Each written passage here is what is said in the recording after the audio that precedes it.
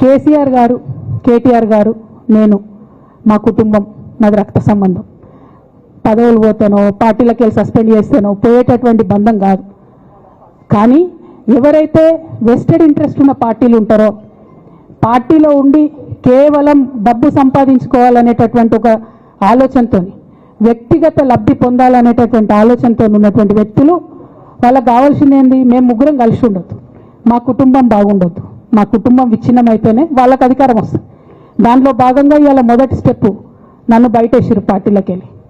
అది ఇక్కడితో ఆగదు.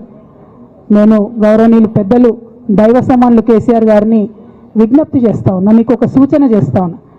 దయచేసి మీ చుట్టూ ఏం జరుగుతున్నదో ఒకసారి చూసుకోండి నాన్న. నన్ను ఇవాళ బయటకు పంపొచ్చు, నేను మీలాగా స్ట్రేట్ ఫార్వర్డ్ ఉంటా, నిజాలు మాట్లాడతా. నేను ఉద్యమం నేపథ్యం నుండి వచ్చిన కాబట్టి నాగ్గా ఉన్నది లేనట్టుగా, లేనిది ఉన్నట్టుగా, మోసం చేయాలని చెప్పో ఇంకోటి చేయాలని చెప్పో మాట్లాడను.